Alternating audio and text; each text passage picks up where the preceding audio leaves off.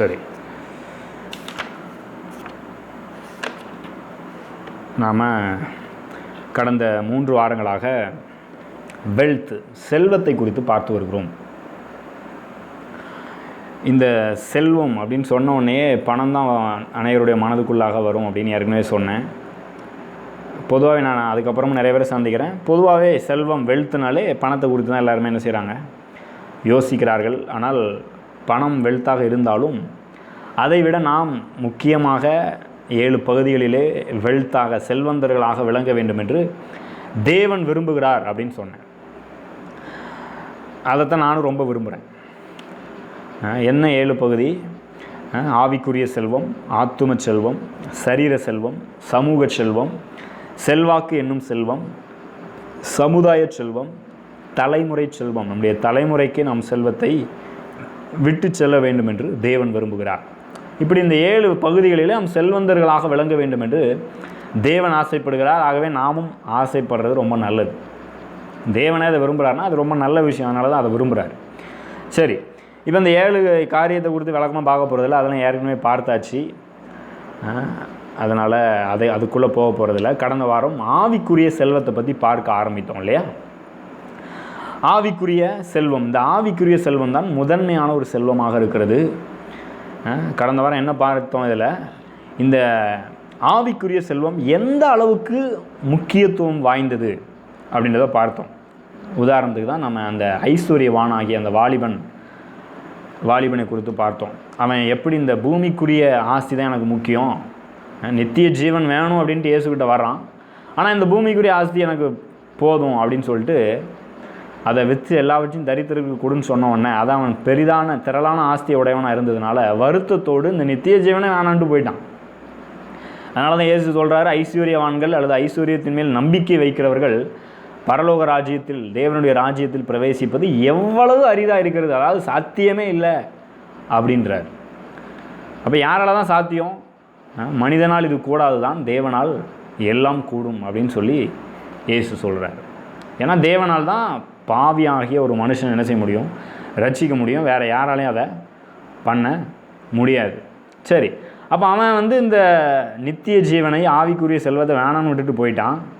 ஆனால் பேதுரு கேட்குறான், அப்போ நாங்கள் எல்லாத்தையும் மற்ற அந்த பூமிக்குரிய செல்வத்தெல்லாம் விட்டுட்டு உங்கள் பின்னாடி வந்தோமே, எங்களுக்கு என்ன கிடைக்கும் அப்படின்னு கேட்டவுடனே இயேசு சொல்கிறாரு, இம்மையில் 100 மடங்காக நீங்கள் பெறுவீங்க, அது மாத்திரம் இல்லை மகிமையில் ஆளுகை செய்வீர்கள், மறுமையிலே நித்திய ஜீவனையும் அடைவீர்கள் அப்படின்னு 3 விஷயத்தை சொன்னார் அப்படின்னு பார்த்தோம். சரி, அப்போ ஆவிக்குரிய செல்வன்றதுனால இந்த பூமிக்குரிய வாழ்க்கையில் எந்த ஆசீர்வாதமே கிடையாது அப்படின்னு இல்லை. இந்த பூமிக்குரிய வாழ்க்கையிலையும் நாம் எல்லா காரியத்திலும் 100 மடங்கு ஆசீர்வதிக்கப்படும்னு இயேசு சொல்கிறார். 100 மடங்கு நீங்கள் பெற்றுக்கொள்வீர்கள். எதெல்லாம் நீங்கள் தேவனுடைய ராஜ்யத்து நிமித்தம் இந்த நித்திய ஜீவனுக்காக விட்டு வந்தீர்களோ அதையெல்லாம் 100 மடங்காக திரும்ப பெறுவீர்கள் அப்படின்றார். அதனால தான் நாம் எதை குறித்தும் கவலைப்பட வேண்டிய அவசியம் இல்லை. இந்த வாழ்க்கையிலையும் நம்ம ஆசீர்வாதமாக வெற்றிகரமாக வாழ முடியும். அது மாத்திரமல்ல, மறுமையிலே நித்திய ஜீவனையும் நமக்காக அவர் வைத்திருக்கிறார். இந்த நித்திய ஜீவனை அடைவதற்கு நாம் விருப்பத்தோடு இயேசுவை ஏற்றுக்கொள்ள வேண்டும் அப்படின்னு நான் சொன்னேன். நாம் அதை விரும்புகிறோமா? அது ரொம்ப முக்கியம். அந்த ஐஸ்வர்யவானாகிய வாலிபன் அதை விரும்பாமல் வேணான்ட்டு போயிட்டான். ஆனால் நாம் அதை விரும்பி இயேசுவை ஏற்றுக்கொண்டிருக்கிறோம். அந்த நித்திய ஜீவனை நாம் அடைந்திருக்கிறோம். அதனால தான் இது ரொம்ப முக்கியம். நிறைய பேர் இது வேணாம்னு நினைக்கிறாங்க, இயேசுவே வேணாம்னு நினைக்கிறாங்க. காரணம் என்னென்னா, அவங்களுக்கு தெரியலை, அதை குறித்து ஒரு தெளிவு இல்லை. அதனால தான் நான் சொன்னேன், கடைசியாக ஒரு வசனத்தை வாசிச்சேன் இல்லையா, யாக்கோபு 2வது அதிகாரம் 5வது வசனத்தை வாசிச்சேன் இல்லையா. இந்த உலகத்தில் தரித்திரர்களாய் இருக்கிறவர்களை குறித்து யாக்கோபு எழுதுகிறார். என்ன சொல்கிறாரு?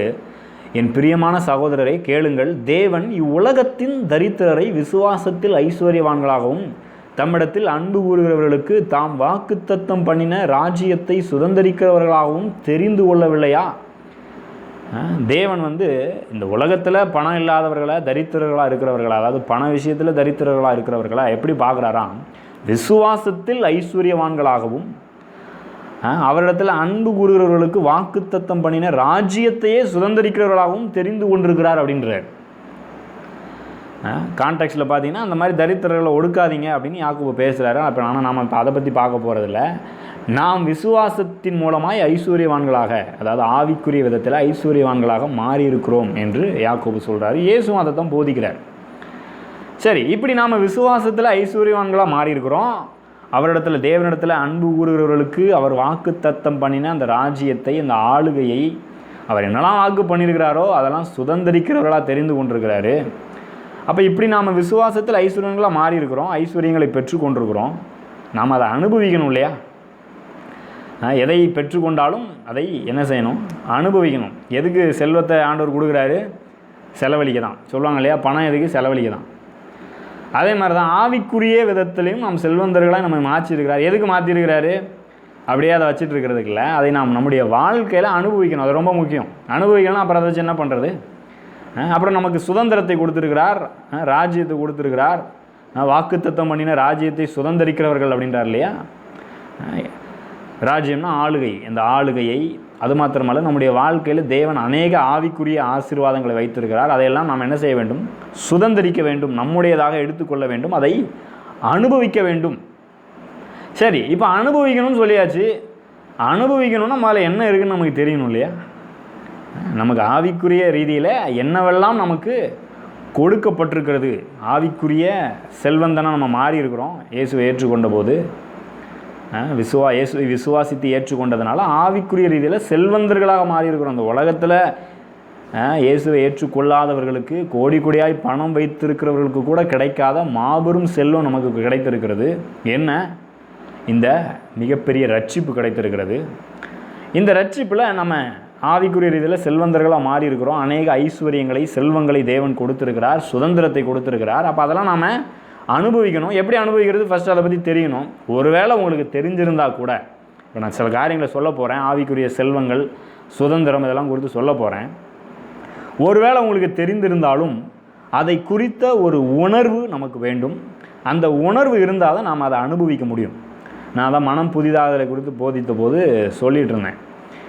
நம்முடைய ஆத்துமாவில் 3 பகுதி இருக்குது: அறிவு, சித்தம் கொள்ளும் ஆற்றல், உணர்வு.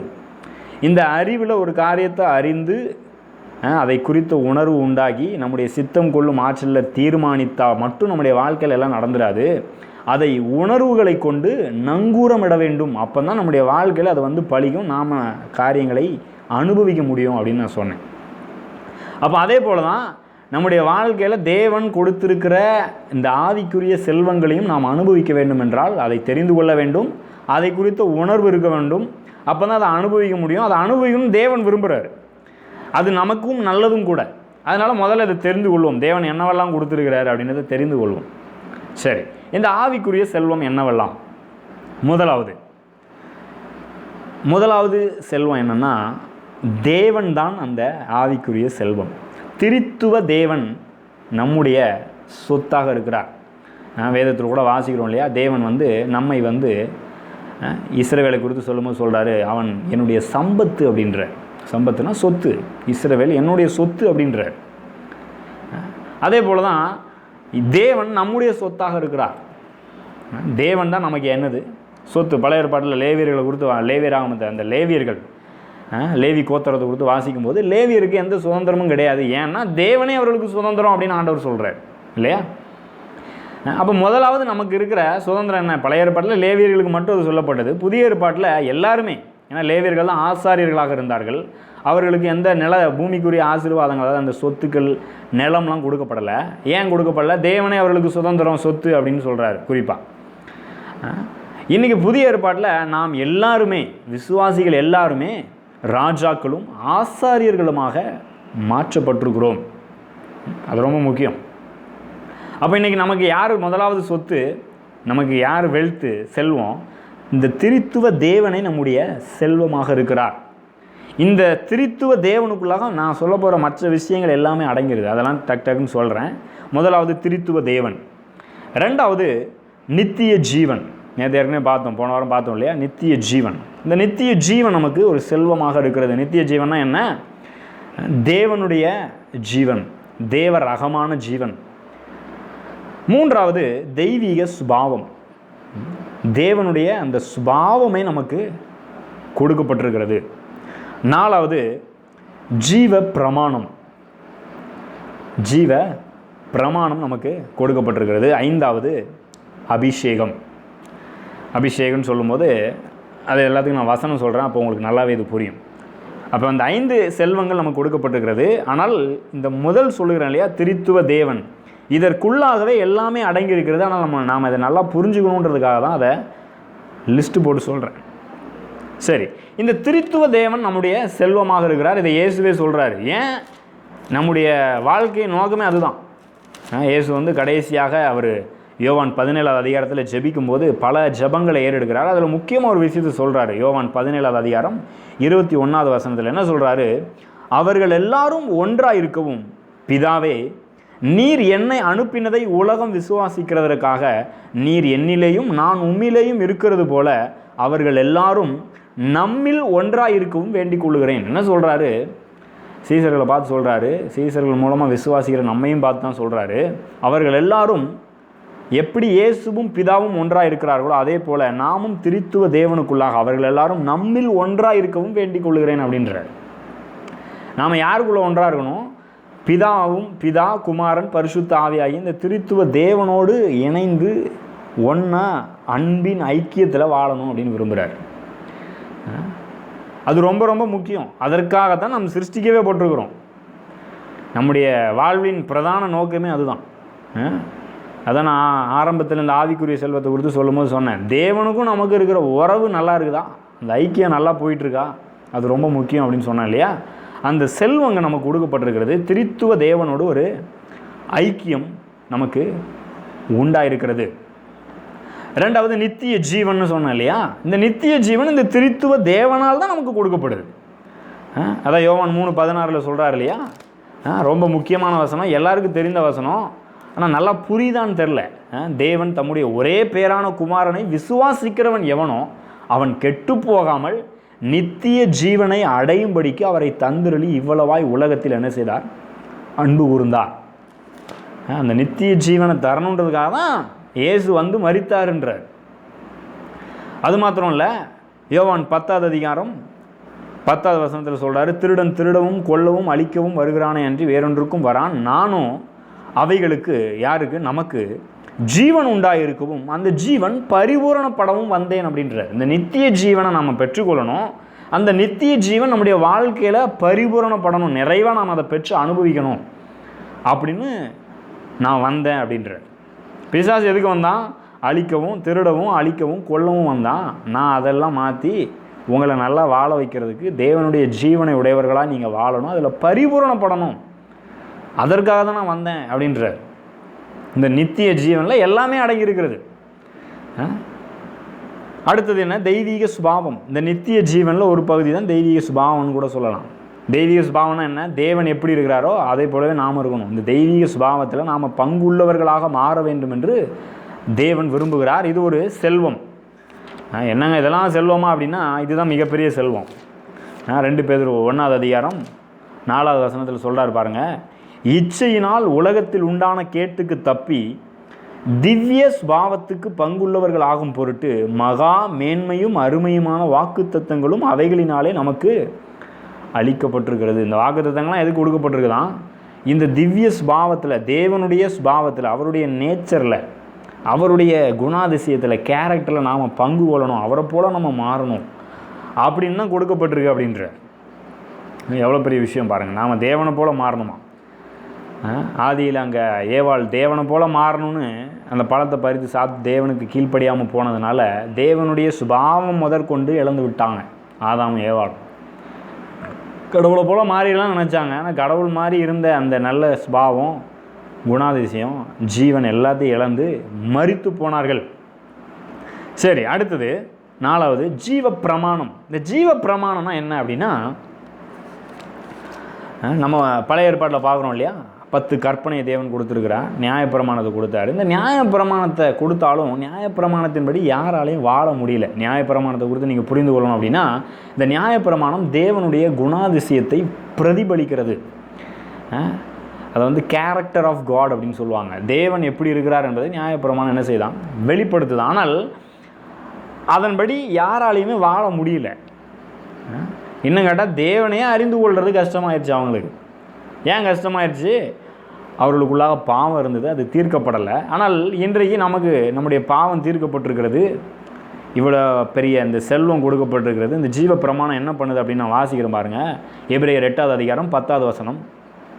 அந்த நாட்களுக்கு பின்பு நான் இஸ்ரவேல் குடும்பத்தாரோட பண்ணும் உடன்படிக்கையாவது என்னுடைய பிரமாணங்களை அவருடைய மனதிலே வைத்து அவருடைய இருதயங்களில் அவைகளை எழுதுவேன். நான் அவர்கள் தேவனாய் இருப்பேன், அவர்கள் என் ஜனமாய் இருப்பார்கள். அப்புறம் சொல்கிறாரு, அப்பொழுது சிறியவன் முதற்கொண்டு பெரியவன் வரைக்கும் எல்லாரும் என்னை அறிவார்கள். ஆகையால் கர்த்தரை அறிந்து கொள் என்று ஒருவன் தன் அயலானுக்கும் ஒருவன் தன் சகோதரனுக்கும் போதிக்க வேண்டுவதில்லை.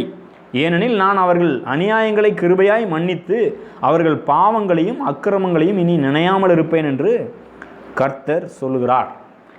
பாவம் அக்கிரமம் எல்லாத்தையும் மன்னிச்சுட்டு அந்த பிரமாணங்களை நமக்குள்ளாகவே எழுதிடுறாரு. அவருடைய பாவத்தை நமக்குள்ளாகவே அந்த கேரக்டர் உள்ளே வச்சுட்டார். இப்போ நியாய பிரமாணத்தை ஏதோ கஷ்டப்பட்டு நான் என்ன செய்யலை, எதுவும் செய்ய போகிறதில்ல, கீழ்ப்படிய போகிறதில்ல. அன்பின் நிமித்தமாக அவரை போல் நான் நடந்துக்க போகிறேன். அதான் அடிக்கடி சொல்லுவேன் எல்லாருக்கிட்டையுமே. அப்பாவை போல் பிள்ளை இருக்கிறது ஒரு கஷ்டமான விஷயம் இல்லையா? நம்ம பொதுவாக சொல்லுவாங்க இல்லையா, சின்ன பிள்ளைங்களை பார்க்கும்போது அப்பா மாதிரியே இருக்கிறோம் அப்படின்வாங்க இல்லையா? என்ன, அப்பா மாதிரி தான் பிள்ளை இருக்கும் இல்லையா?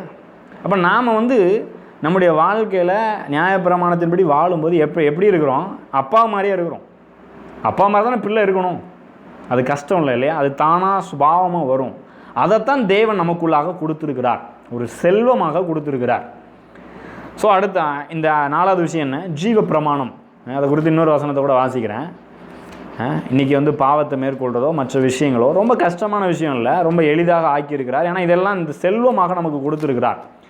ரோமர் 8வது அதிகாரம் முதல் 2 வசனங்கள். ஆனபடியால் கிறிஸ்து இயேசுவுக்குட்பட்டவர்களாக இருந்து மாம்சத்தின்படி நடவாமல் ஆவியின்படியே நடக்கிறவர்களுக்கு ஆக்கினை தீர்ப்பு இல்லை.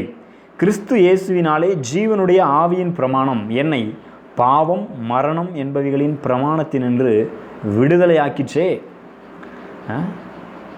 கிறிஸ்து இயேசுவினாலே ஜீவனுடைய ஆவியின் பிரமாணம், அதை தான் ஜீவ பிரமாணம்னு சொல்கிறேன்.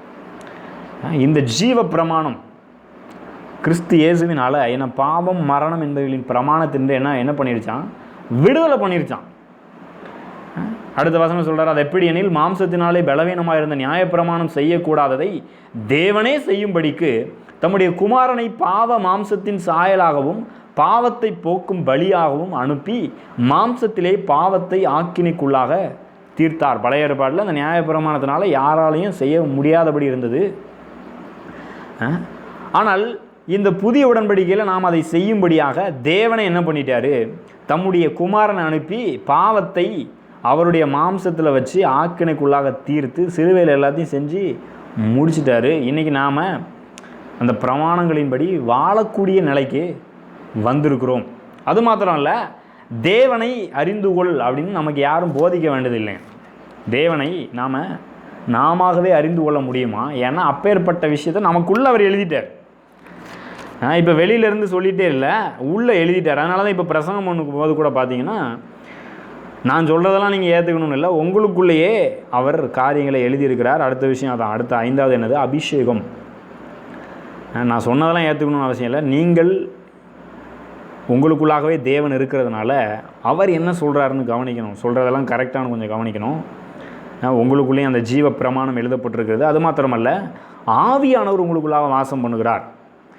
அதை தான் இங்கே வாசிக்கிறோம். அபிஷேகத்தை குறித்து வாசிக்கும்போது 1 யோவான் 2வது அதிகாரம் 27வது வசனத்தில் சொல்கிறாரு, நீங்கள் அவராலே பெற்ற அபிஷேகம் உங்களில் நிலைத்திருக்கிறது, ஒருவரும் உங்களுக்கு போதிக்க வேண்டுவதில்லை. அந்த அபிஷேகம் சகலத்தையும் குறித்து உங்களுக்கு போதிக்கிறது. அது சத்தியமாக இருக்கிறது, பொய் அல்ல. அது உங்களுக்கு போதித்தபடியே அவரில் நிலைத்திருப்பீர்களாக. உங்களுக்குள்ள ஆவியானவர் இருக்கிறார், அந்த அபிஷேகம் இருக்குது. அவர் உங்களுக்குள்ளாக போதிக்கிறார், உங்களை நடத்துகிறார். இந்த 1 யோவானில் பார்த்தீங்கன்னா குறிப்பாக என்ன பிரச்சனைனா, இயேசு மாம்சத்தில் வரல, இயேசு ஆண்டவர் இல்லை, அப்படிலாம் பல சர்ச்சைகள் பிரச்சனைகள் போயிட்டுருக்கிற நேரத்தில் தான் எழுதுகிறாரு. அப்போ சொல்கிறாரு, ஆவியானவர் அந்த அபிஷேகம் உங்களுக்குள்ளே இருக்கிறதுனால, பரிசுத்தரால் நீங்கள் அபிஷேகம் பண்ணப்பட்டிருக்கிறதுனால நீங்கள் தேவனை அறிந்து கொள்ள முடியும். உங்களுக்கு வேறு யாரும் வெளியிலேருந்து போதிக்கணும்னு அவசியம் இல்லை. அவரே சொல்கிறார், இயேசு தான் ஆண்டவர்னு புரிய வைக்கிறாரு. அவர் தேவனோடு உங்களை ஐக்கியம் கொள்ளும்படியாக நடத்துகிறார். அதனால் நீங்கள் குழம்பாதீங்க. அந்த அபிஷேகம் உங்களுக்கு என்ன போதிக்குதோ அது சத்தியமாக இருக்குது, அது பொய் இல்லை. அந்த போதித்த சத்தியத்திலேயே நிலைச்சு நில்லுங்க அப்படின்றார். அது ரொம்ப முக்கியம். அப்போது இந்த ஐஸ்வர்யத்தை, இந்த 5 காரியத்தை சொன்னேன் இல்லையா, அதில் பிரதானமாக திரித்துவ தேவன், அதற்குள்ளாகவே இது எல்லாமே அடங்கி இருக்கிறது. தேவன் அதை தான் விரும்புகிறார். திரித்துவ தேவனாக இருக்கிற அந்த தேவன் அவர் தன்னையே நமக்கு கொடுக்க வேண்டும் என்று விரும்புகிறார். அவருடைய ஜீவன் நமக்குள்ளாக பாய்ந்து ஓடணும். அவருடைய சுபாவம், தெய்வீக சுபாவம் நம்மிடத்தில் வெளிப்படணும், நமக்குள்ளாக இருந்து வெளியே வரணும். அந்த ஜீவ பிரமாணத்தின்படி உள்ளே இருந்து நாம் வாழணும். ஏதோ கஷ்டப்பட்டு இல்லை, விடுதலையோடு வாழணும். அந்த அபிஷேகம் நமக்கு என்ன போதிக்குதோ அதன்படி வாழணும் அப்படின்னு தேவன் விரும்புகிறார். இப்படி நம்ம வாழும்போது உண்மையாகவே நாம் எப்படி இருப்போம் அப்படின்னா, ஒரு வெற்றிகரமான வாழ்க்கையில் வாழுவோம், தோல்வியில் வாழ மாட்டோம். சரி, இப்போ இந்த 5 ஐஸ்வர்யத்தை குறித்து சொன்னேன் இல்லையா, இந்த ஐஸ்வர்யம் நமக்கு எப்படி கிடச்சிது? இது நமக்கு தேவையா? ஃபஸ்ட்டு ஏன் இது தேவை அப்படின்றதெல்லாம் நம்ம புரிந்து கொள்ளணும். நிறைய பேர் கேட்பாங்களே, எனக்கு இதுக்கு ஏசு அப்படின்வாங்க இல்லையா. நான் முதல்ல இந்த ஐஸ்வர்யம் எப்படி கிடச்சிது அப்படின்னு சொல்கிறேன். நமக்கு ஏசு ஏன் தேவைன்னு தெரியும், அதனால் இந்த ஐஸ்வர்யம் முதலாவது எப்படி கிடச்சிதுன்னு சொல்கிறேன். அதுக்கப்புறம் ஒருவேளை தெரிந்த வசனங்களாக இருந்தாலும் அதை குறித்து கொஞ்சம் நீங்கள் தியானிக்க வேண்டும். இந்த ஆவிக்குரிய செல்வத்திலே வளர்ந்து பெருக வேண்டும், இதை உங்கள் வாழ்க்கையில் அனுபவிக்கணும் அப்படின்னு நான் விரும்புகிறேன். 2 கொரிந்தியர் 8வது அதிகாரம் 9வது வசனம். இங்கே நம்ம வாசிக்கிறோம், இந்த ஐஸ்வர்யம் நமக்கு எப்படி வந்தது என்று. இது வேறு ஒரு கான்டெக்ஸ்டில் சொல்கிறாரு, ஆனால் அதில் இருக்கிற அந்த கோட்பாட்டை மட்டும் நம்ம எடுக்க போகிறோம். அதான் இங்கே இறையில் தியாலஜிக்கலில் சொல்லுவாங்க. என்ன சொல்லுவாங்கன்னா, டைம்லெஸ் தியாலஜிக்கல் பிரின்சிபல். அதாவது ஒரு வசனத்தில் இருக்கிற கால வரம்பற்ற இறையியல் கோட்பாட்டை நாம் எடுத்துக்கொள்ளணும் அப்படின்னு சொல்லுவாங்க. சரி, அதுக்குள்ளே போவானா இந்த வசனத்தை வாசிக்கலாம். 2 கொரிந்தியர் 8வது அதிகாரம் 9வது வசனம். நம்முடைய கர்த்தராகிய இயேசு கிறிஸ்துவின் கிருபையை அறிந்திருக்கிறீர்களே, அவர் ஐஸ்வர்யம் உள்ளவராக இருந்தும் நீங்கள் அவருடைய தரித்திரத்தினாலே ஐஸ்வர்யவான்கள் ஆகும்படிக்கு உங்கள் நிமித்தம் அவர் தரித்திரர் ஆனாரே. அப்போ எப்படி நாம் ஐஸ்வர்யவான்களானோம்? இயேசு சிலுவையில் நம் நிமித்தம் தரித்திரர் ஆனார். ஏன்னா நாம் ஏற்கனவே தரித்திரர்களாக இருந்தோம் இல்லையா. அதனால் அவர் சிலுவையில் தரித்திரர் ஆனார். அதனால் நாம் ஐஸ்வர்யவான்களாக மாறி இருக்கிறோம். பிலிப்பியர் 2வது அதிகாரத்தில் வாசிக்கிறோம், அவர் தேவனுடைய ரூபமாக இருந்தும் தேவனுக்கு சமமாக இருப்பதை கொள்ளையாடின பொருளாக எண்ணாமல் தம்மை தாமே வெறுமையாக்கி அடிமையின் ரூபம் எடுத்து மனுஷர் சாயலானார். அவர் மனுஷ ரூபமாய் காணப்பட்டு மரண பரியந்தம், அதாவது சிலுவையின் மரண பரியந்தமும் கீழ்ப்படிந்தவராகி தம்மை தாமே தாழ்த்தினார். அவர் பரலோகத்தை விட்டு இறங்கி வந்தார், தம்மை தாமே தாழ்த்தினார், நமக்காக சிலுவைக்கு போனார், ரத்தத்தை சிந்தினார், கொடூர பாடுகளை பட்டார், மரித்தார், அடக்கம் பண்ணப்பட்டார். இதெல்லாம் எதுக்கு? நமக்காக சிலுவையில் தரித்திரரானார். எதற்கு? நாம் ஆவிக்குரிய விதத்தில் செல்வந்தர்களாக மாறும்படியாக. ஆவிக்குரிய செல்வந்தனா என்ன? தேவனுக்கும் நமக்கும் இருக்கிற உறவு உண்டாக வேண்டும். பிரிக்கப்பட்டிருந்தோம், தேவனோட ஐக்கியம் கொள்ள முடியாதபடி இருந்தோம், தேவனுக்கு சத்துருக்களாக இருந்தோம். கிறிஸ்து நமக்காக மரித்து ரத்தம் சிந்தி எல்லாவற்றையும் செய்து முடித்ததுனால, அவரே தேவனை விட்டு பிரிந்ததுனால, பிதாவாகிய தேவனை விட்டு மனுஷனாக வந்து அவர் பிரிந்ததுனால இப்போ நாம் தேவனோடு இணைந்திருக்கிறோம். சரி, இப்போ இவ்வளவு கொடூர பாடுகளையும் பட்டு இவ்வளவு அவர் சிலுவையில் தரித்திரர் ஆகி தான் நம்மளை வந்து ஐஸ்வர்யவான்களாக மாற்றணுமா? வேறு வழியே இல்லையா? அப்படின்னா வேறு வழியே இல்லை. ஏன்னா நம்முடைய தரித்திர நிலைமை அந்த அளவுக்கு ஒரு மோசமான நிலைமை. நம்முடைய பாவம் அவ்வளவு கொடூரமான பாவம். எந்த அளவுக்கு நம்ம பாவம் கொடூரமானது அப்படின்னா, ரோமர் 1வது அதிகாரத்தில் வாசிங்கன்னா அதை குறித்து நம்ம கொஞ்சம் தெளிவடையலாம். பாவம் எந்த அளவுக்கு கொடூரமாக இருக்கிறது, எந்த அளவுக்கு அது நம்மை தேவனை விட்டு பிரித்து ரொம்ப ஒரு மோசமான வாழ்க்கைக்கு நேராக நடத்தியது அப்படின்றத புரிஞ்சுக்கணும். அப்படின்னா ரோமர் 1வது அதிகாரம் வாசிங்கன்னா, 1வது அதிகாரம் 18வது வசனத்துலேருந்து வாசிங்கன்னா 32வது வசனம் வரைக்கும் ஒரு லிஸ்ட்டே கொடுக்குறாரு, பெரிய விஷயத்தை கொடுக்குறாரு. எப்படி இந்த பாவம் கொடூரமானதாக இருக்கிறது அப்படின்னு சில வசனத்தை அப்படி வாசிக்கிறேன். சத்தியத்தை அநியாயத்தினாலே, ரோமர் 1வது அதிகாரம் 18வது வசனம். சத்தியத்தை அநியாயத்தினாலே அடக்கி வைக்கிற மனுஷருடைய எல்லாவித அவபக்திக்கும் அநியாயத்துக்கும் விரோதமாய் தேவ கோபம் வானத்திலிருந்து வெளிப்படுத்தப்பட்டிருக்கிறது. தேவனை குறித்து அறியப்படுவது அவர்களுக்குள்ளே வெளிப்பட்டிருக்கிறது. தேவனே அதை அவர்களுக்கு வெளிப்படுத்தி இருக்கிறார். எப்படி என்றால், காணப்படாதவைகளாக அவருடைய நித்திய வல்லமை தெய்வத்துவம் என்பவைகள், அவருடைய நித்திய வல்லமை தேவத்துவம் என்பவைகள் உண்டாக்கப்பட்டிருக்கிறவைகளினாலே உலகம் உண்டானது முதற்கொண்டு தெளிவாய் காணப்படும். ஆதலால் அவர்கள் போக்குச்சொல்ல அவர்களுக்கு இடமில்லை. அவர்கள் தேவனை அறிந்தும் அவரை தேவன் என்று மகிமைப்படுத்தாமலும் ஸ்தோத்தரியாமலும் இருந்து தங்கள் சிந்தனைகளினாலே வீணரானார்கள். உணர்வில்லாத அவருடைய இருதயம் இருளடைந்தது. இருதயமே இருளடைகிற நிலைக்கு இந்த பாவம் மனிதனை ஆக்கிரமித்து விட்டது. தேவனை அறிந்து கொள்கிறாங்க, சொல்கிறாருங்க, அவருடைய நித்திய வல்லமை, தேவத்துவம், அவர் தான் கடவுள்ன்றது இயற்கையிலே வெளிப்படுத்தப்பட்டிருக்கிறது. ஆனாலும் மனுஷன் கடவுளே இல்லைன்றான்.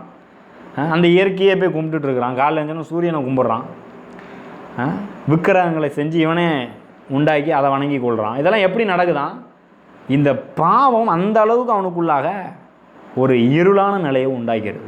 தேவனை அறிந்தும் தேவன் என்று மகிமைப்படுத்தாமல், ஸ்தோத்தரியாமல், அவரை வணங்காமல், அவரை ஸ்தோத்தரிக்காமல் மற்ற காரியங்களை வணங்குகிறார்கள். சொல்கிறதான், அவர்கள் தங்களை ஞானிகள் என்று சொல்லியும் பைத்தியக்காரராகி அழிவில்லாத தேவனுடைய மகிமை அழிவுள்ள பறவைகள், மிருகங்கள், ஊரும் பிராணிகள் ஆகிய இவைகளுடைய ரூபங்களுக்கு ஒப்பாக மாற்றினார்கள். அப்போ இந்த பாவம் எந்த அளவுக்கு கொடூரமானது!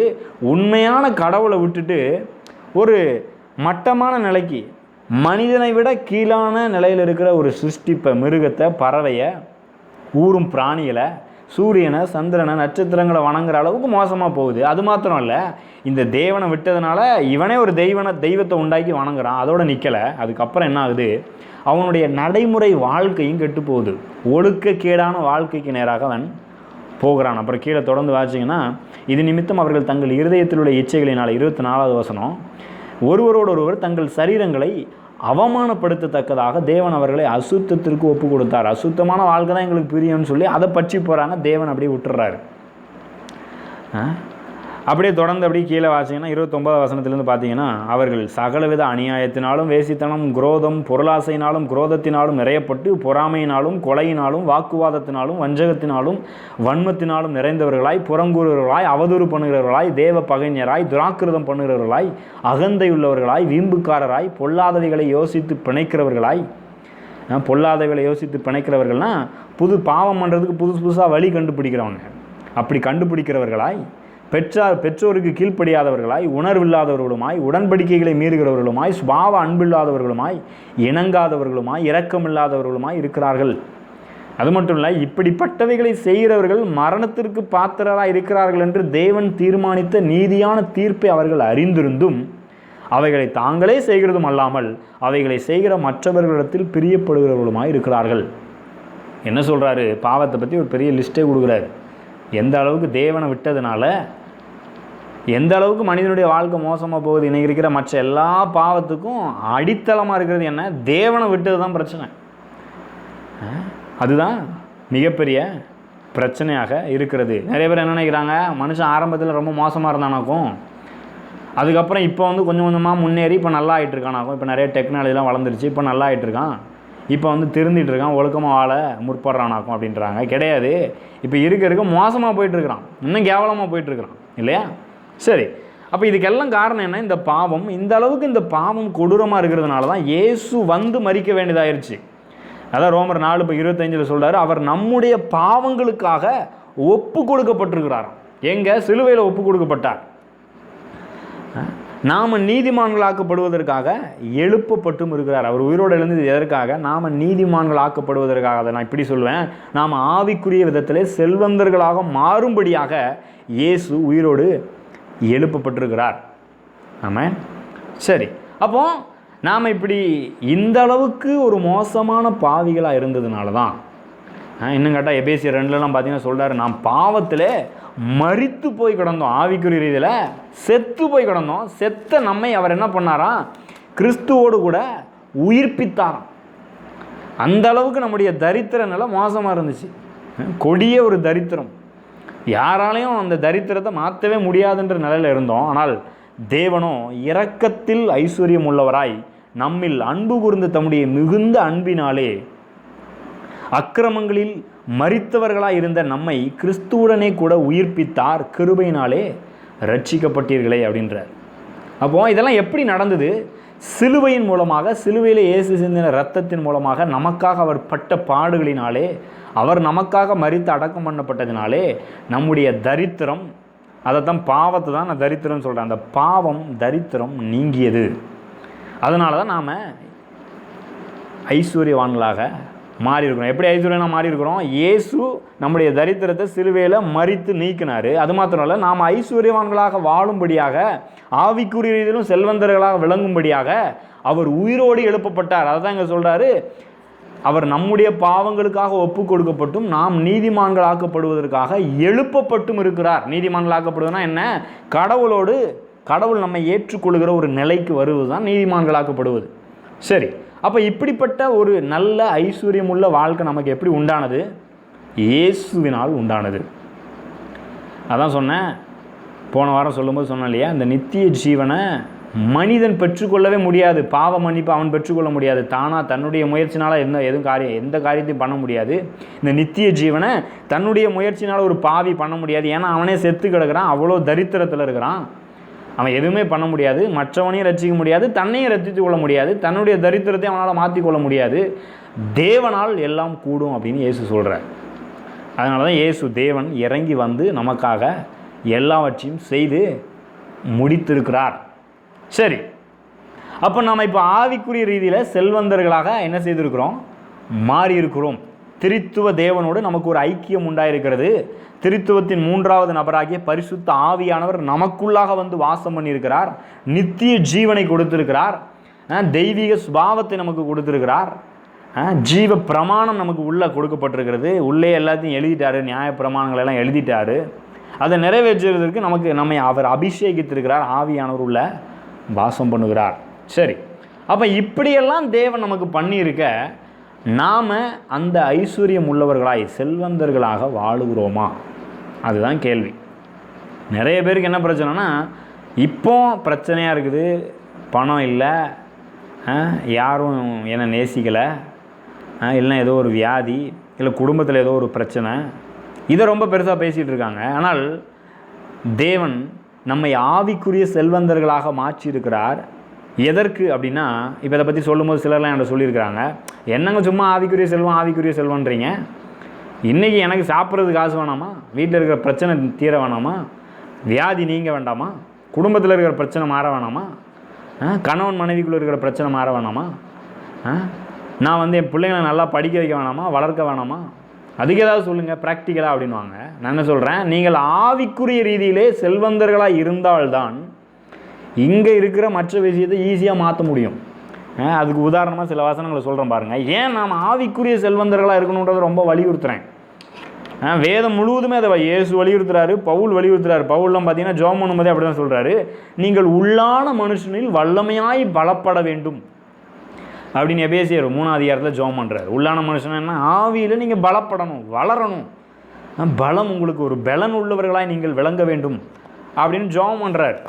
ஆனால் நான் இப்போ புதிய ஏற்பாட்டுக்கு அந்த ஜெபத்துக்கு போகிறதில்ல. ஏன்னா அந்த ஜெபத்தையே பல மணி நேரம் பேசலாம். நிறைய பேருக்கு அந்த ஜெபம்லாம் நல்லா விளங்குச்சுன்னா நல்லா இருக்கும்னு நினைக்கிறேன். சரி, நான் இப்போ என்ன காண்பிக்க போகிறேன் அப்படின்னா, ஏன் நம்ம ஆவியில் செல்வந்தர்களாக தேவன் நம்மளை மாற்றினார்? ஒன்று, இந்த ஆவியில் செல்வந்தர்களாக மாறுறதுனால என்ன நன்மை, என்ன பிரயோஜனம்? அதுக்கப்புறம் இன்னும் சில காரியத்தை பற்றி ப்ராக்டிக்கலாக பேச போகிறேன். சுதந்திரம் இன்றைக்கி பேச முடியுமான்னு தெரில, ஆனால் இப்போ இதை பார்ப்போம். நீதிமொழிகள் 15வது அதிகாரம் 13வது வசனம். நீதிமொழிகள் 15வது அதிகாரம் 13வது வசனம் வாசிக்கிறேன். மன மகிழ்ச்சி முக மலர்ச்சியை தரும், மனோ துக்கத்தினாலே ஆவி முறிந்து போம்.